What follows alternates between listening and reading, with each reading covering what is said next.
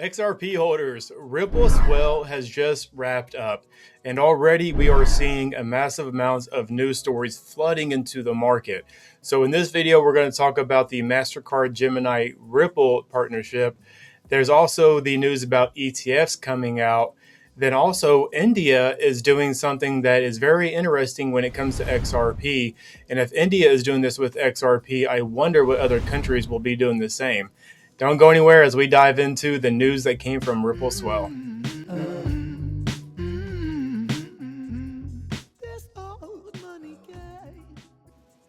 All right, so Ripple Swell has wrapped up, and already we are seeing a massive amounts of news stories flooding out from this event.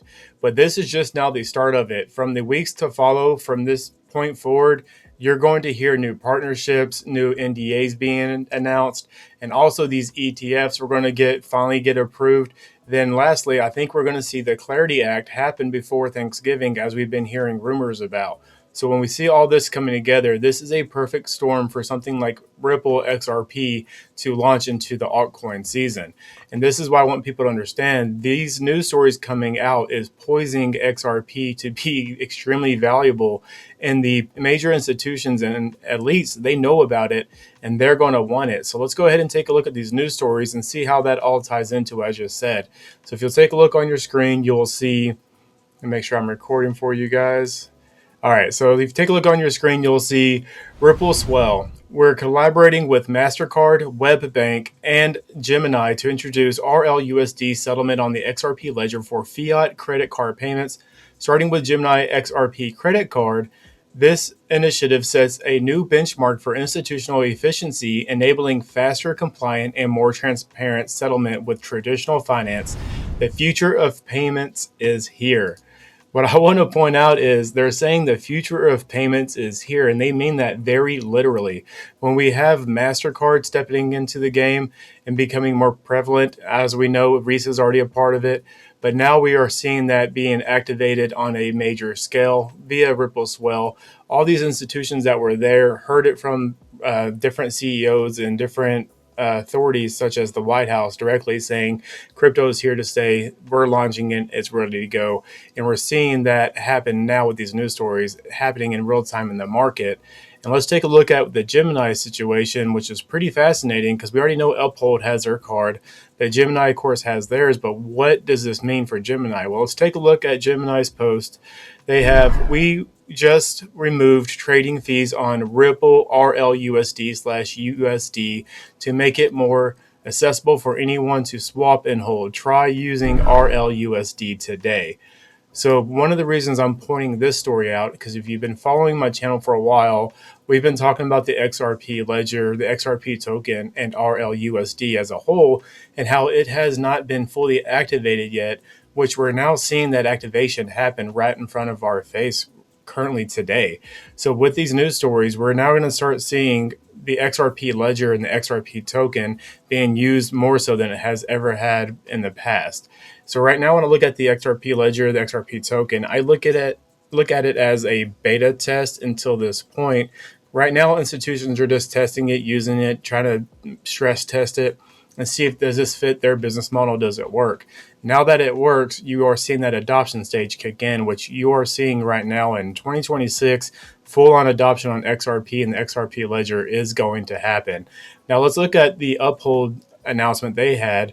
So Uphold has put out XRP rewards up to 10% as Uphold relaunches US card. The new card allows users to earn up to 6% in XRP rewards when spending US dollars, cryptocurrencies, or stablecoins.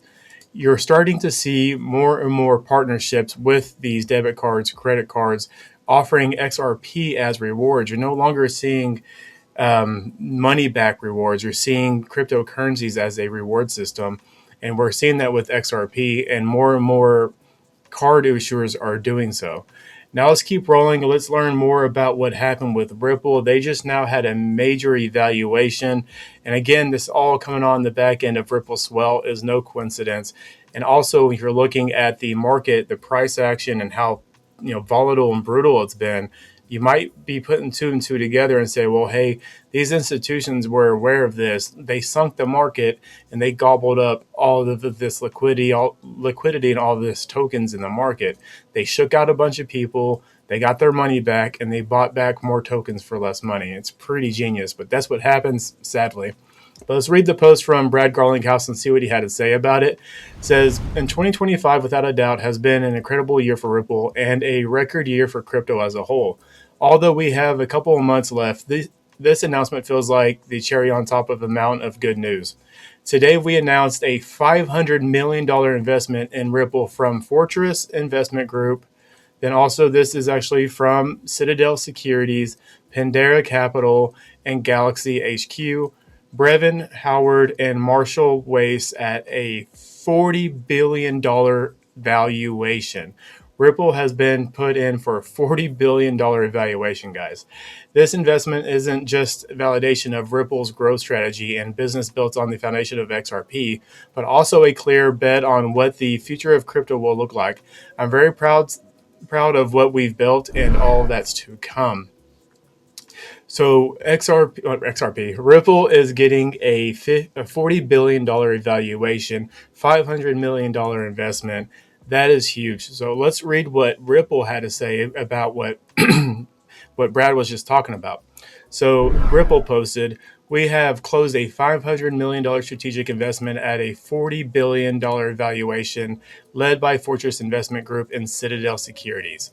$95 billion plus in total Ripple payment volume, $1 billion plus RLUSD stablecoin market cap, 6 strategic acquisitions completed in just over 2 years, 25% of shares repurchased, 3 times growth in Ripple Prime business, 75 regulatory licenses globally.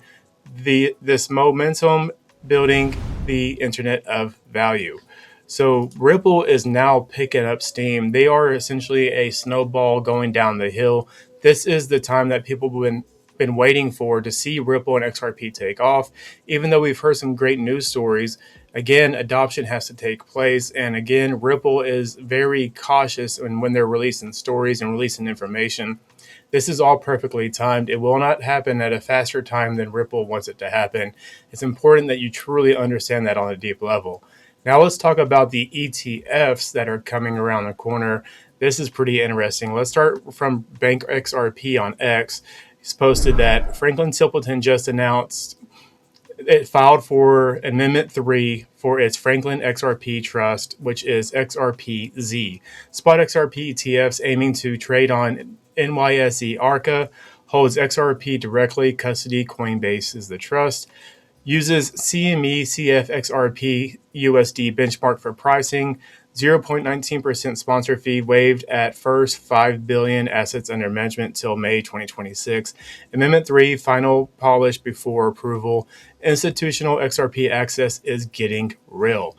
And I think he nailed it right on the head right there. It is definitely getting real. Institutions are now speaking up and getting more heavily involved in getting XRP ETFs.